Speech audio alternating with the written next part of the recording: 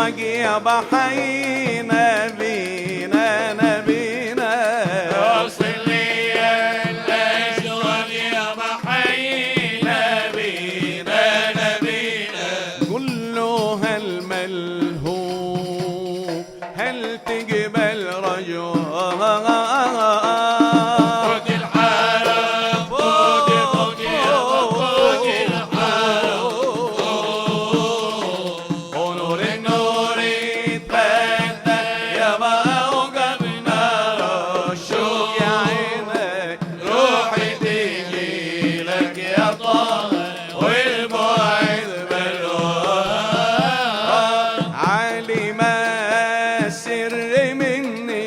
تكشفي ستر عني عالم سر مني لا تكشفي ستر عني فاغفر ذنوبي إلهي فاغفر ذنوبي يا ربي فإني عابد أنا عابد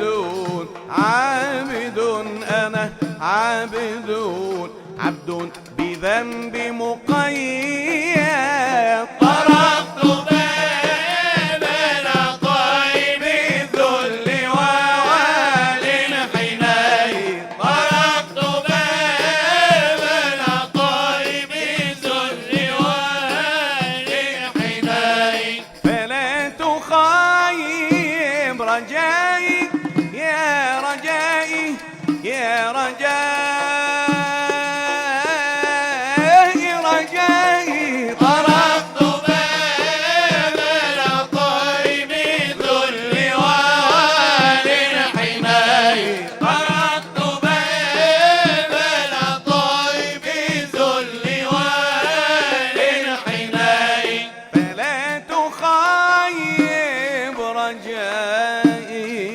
بحق جاي محمد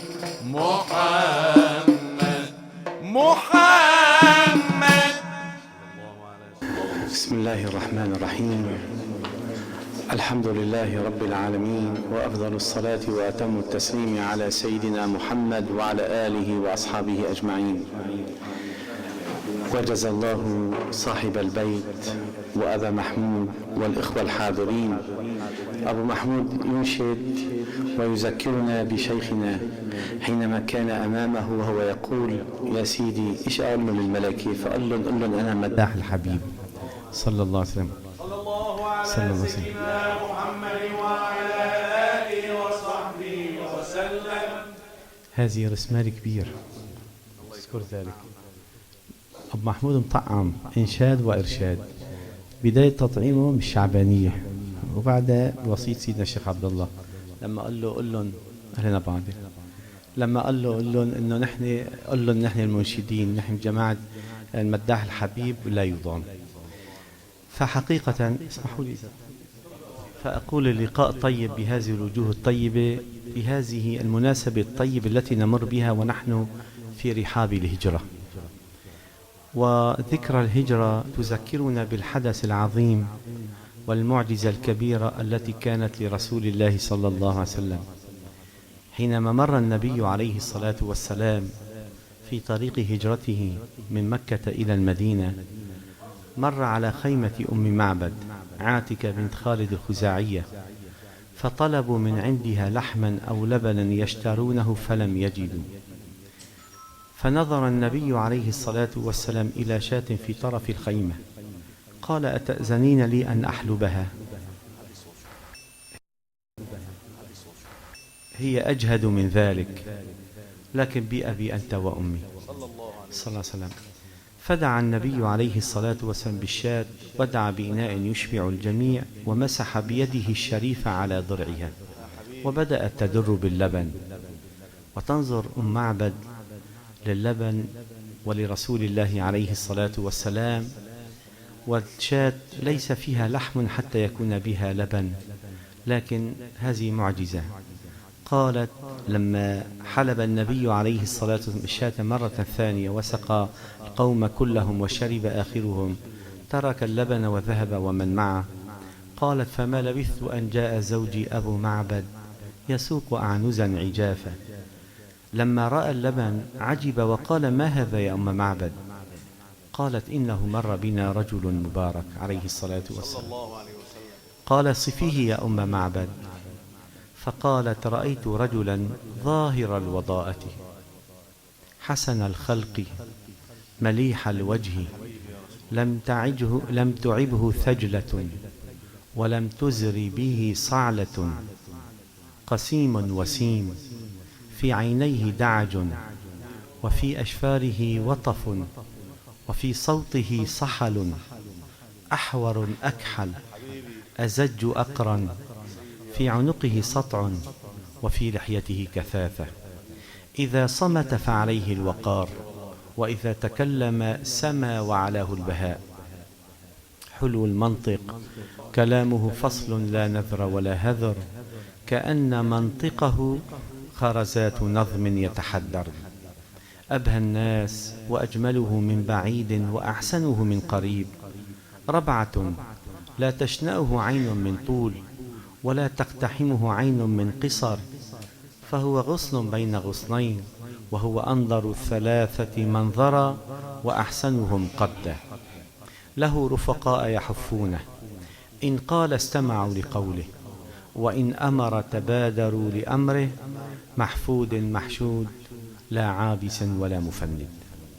قال أبو معبد: هذا والله صاحب قريش عليه الصلاة والسلام. صلى الله على سيدنا محمد وعلى آله وصحبه وسلم. والله يا شباب، والله أقول وبكل الحق، لنا الحق أن نفتخر بهذا الرسول الكريم عليه الصلاة والسلام.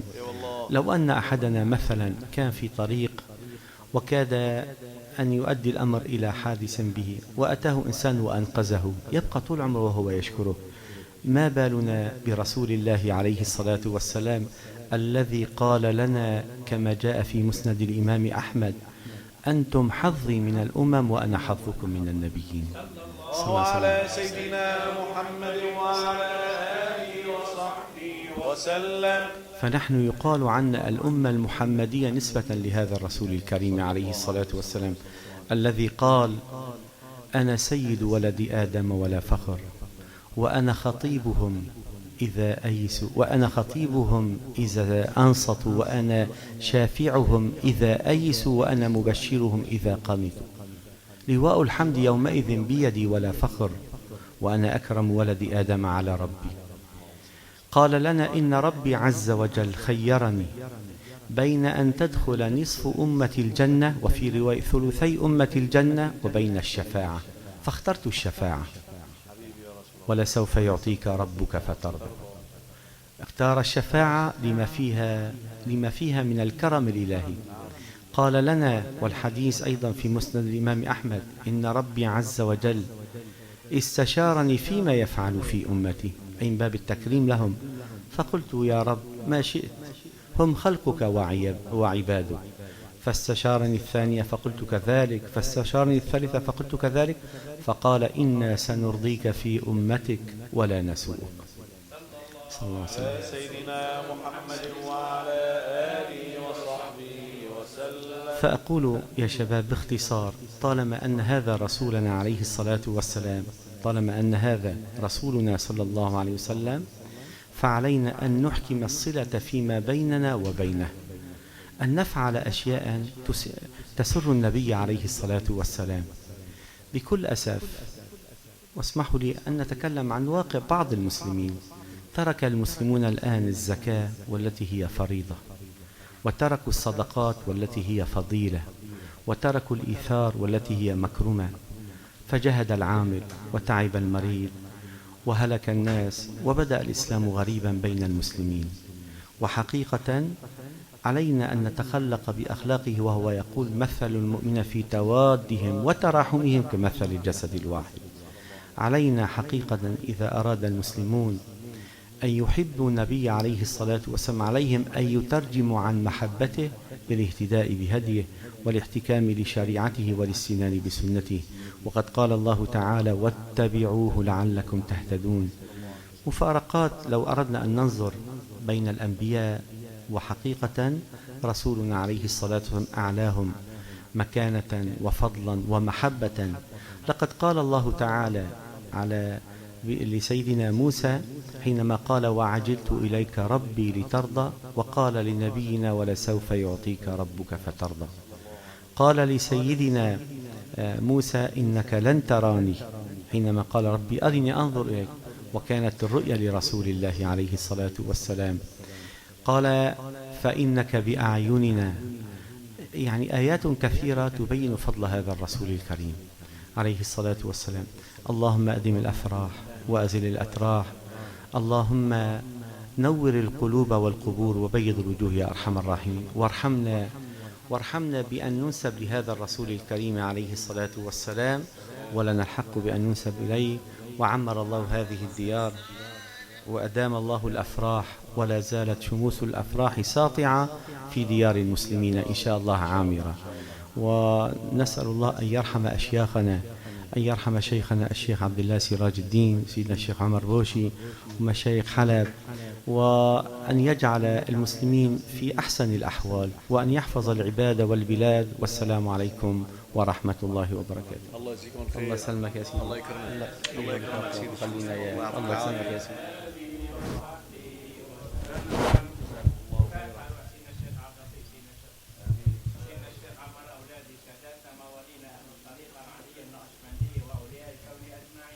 بسم الله الرحمن الرحيم. الحمد لله. بسم الله الرحمن الرحيم. الحمد لله رب العالمين. صراط الذين يا مرحبا. اي والله الله والله يا سيدي بقول لك، يعني انا سيدنا الشيخ خاصة هذيك الجلسات ما بتغيب عن ذهني ابدا. لا تنسى والله، لا تنسى، لا تنسى. مرة لأحكي لك حكاية صغيرة.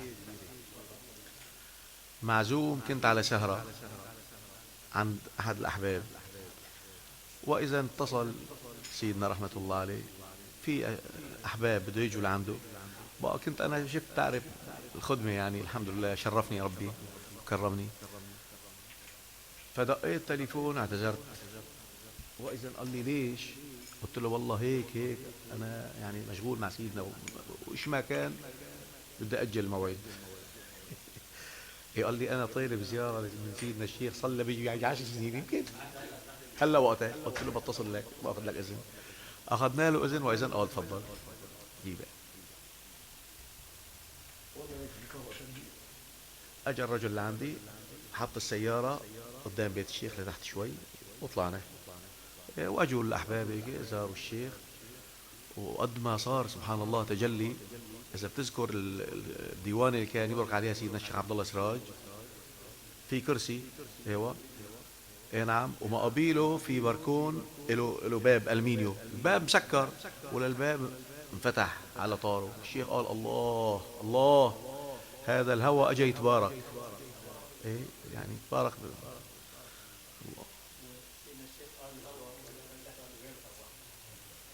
سيدي. المهم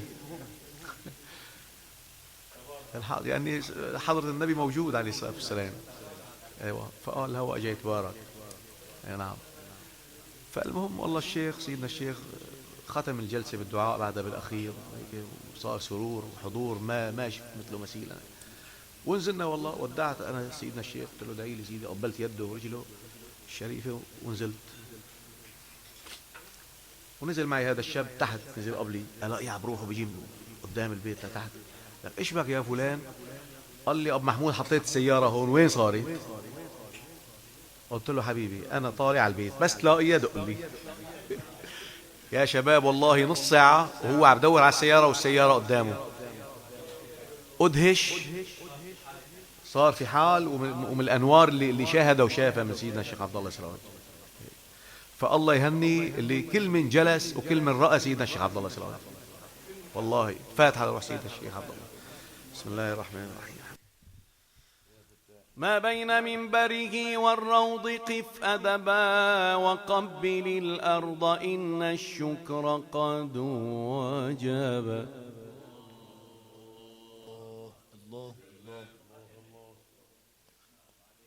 الله الله. ما بين منبره والروض قف أدبا. طيب يا عين.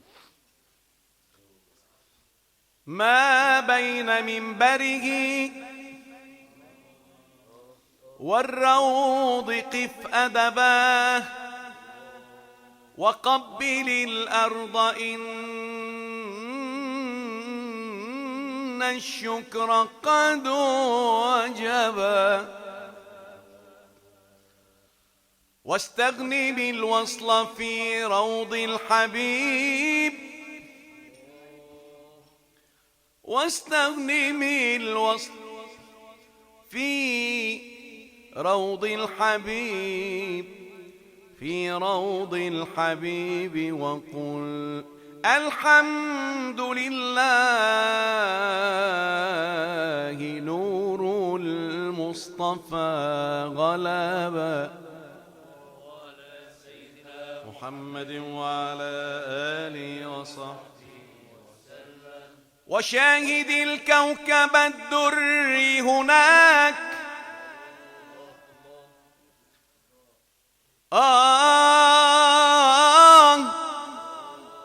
وشاهد الكوكب الدري هناك، وقل الحمد لله، الحمد لله نور المصطفى غلبا.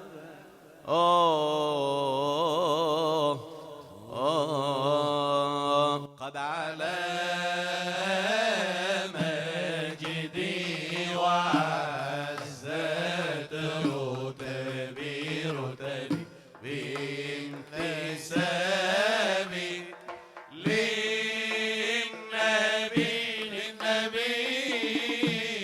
عربي هو جدي، وإلينا سبيل ينتمي، فانظر لذاك النسب. الله. قد على مجدي وعزت رتبي رتبي بانتسابي للنبي العربي هو جدي، وإلينا السبيل ينتمي، فانظر لذاك النسب. وسقاني خالقي من شربة سلكت بي، وسقاني خالقي من شربة سلكت بي، لطريق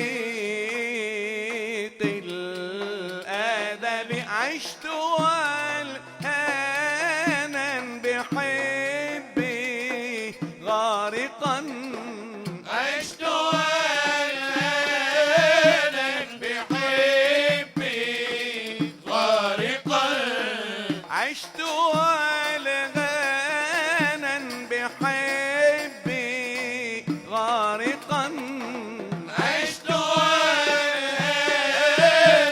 بحبي غارقا. نعم هذا الحال من منجبي، نعم هذا الحال من منجبي، نعم هذا الحال